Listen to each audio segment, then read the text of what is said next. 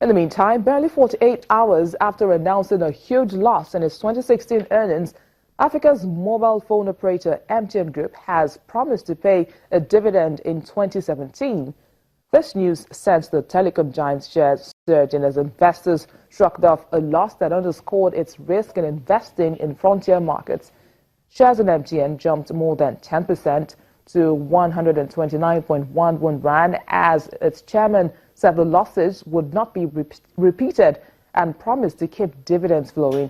MTN reported a $108 million annual loss, its first in 2 decades, hit by a regulatory fine in Nigeria and unfavorable currency moves. Over now to Ghana, where the government has announced plans to reduce its budget deficit to 6.5% of gross domestic product in 2017 from 8.7% on a cash basis last year.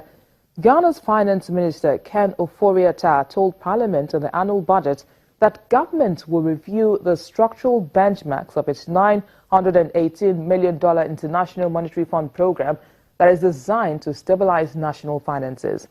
Just last week, President Nana Akufo-Addo said the 3-year program, which is due to end in 2018, has so far failed to meet most of its goals in terms of reducing inflation, the public debt, and the budget deficit.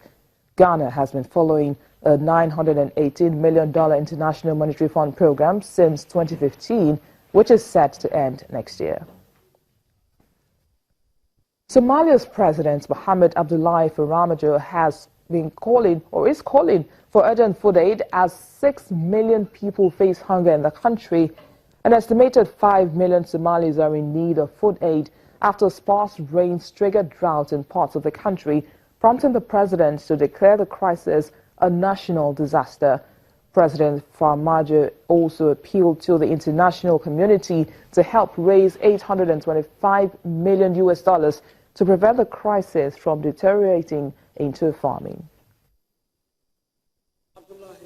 The president of Somalia, Mohamed Abdullahi Farmaajo, has declared the drought affecting more than 6 million Somalis a national disaster and appeals to the international community to help raise $825 million to prevent the crisis from deteriorating into a famine. Addressing a high-level meeting on the drought response in Somalia, Farmaajo said the drought had depleted livestock, which represents the only asset many Somali people have.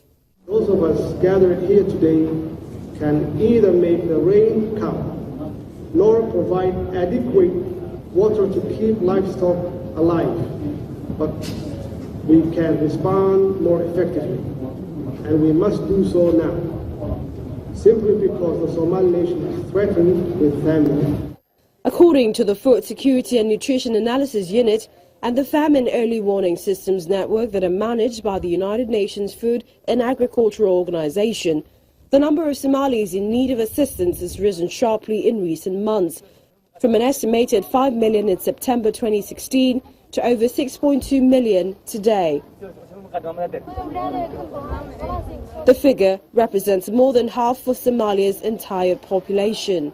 Peter de Klerk, the humanitarian coordinator for Somalia, says the international community must respond urgently to the drought in Somalia.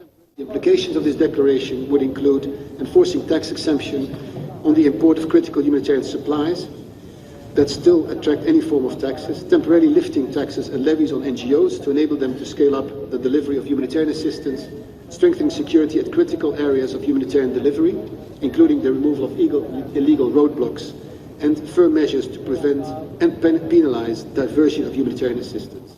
More than $400 million has been pledged by donors in support of the drought response, and the humanitarian coordinator has urged donors to expedite disbursement of these funds to allow partners scale up their work. Many analysts say that the crisis will be a major test for Farmaajo's newly installed government. Let's hit the markets once again as European figures are lower today as global investors digest recent record highs and the prospect of the U.S. Federal Reserve raising interest rates. Global investors will be looking out for details from Janet Yellen, the chair of the Fed, who is due to speak later, immediately after the European session closes. The Eurozone will also receive its latest retail sales figures and a final reading of the Market Purchasing Managers Index. Well, for more on the markets, let's bring in my colleague at the Frankfurt Stock Exchange, Olaf Krieger.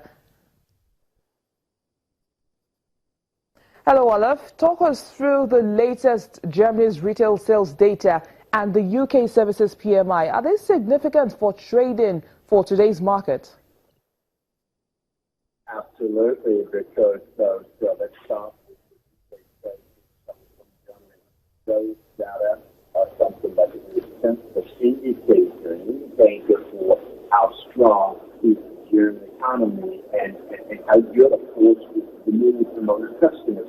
Are they willing and able to spend money? And so obviously they are, because the numbers are up quite remarkable.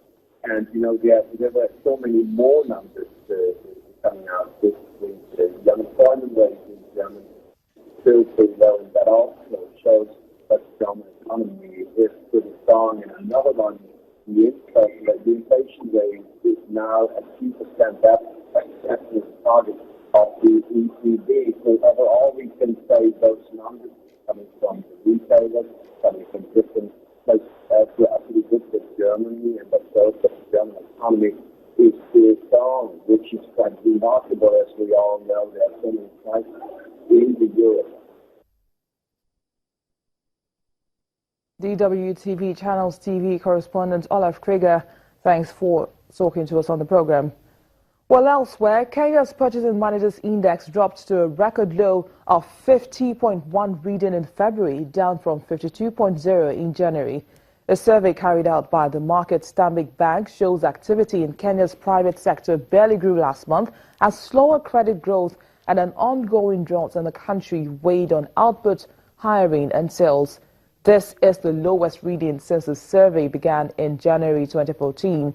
Market says Kenya is experiencing a drought that has hurt farming and left millions in need of food aid, just like other countries in the region. However, Kenya's Stanbic Bank warns that if there's inadequate rainfall from next month, firms will face a tougher situation.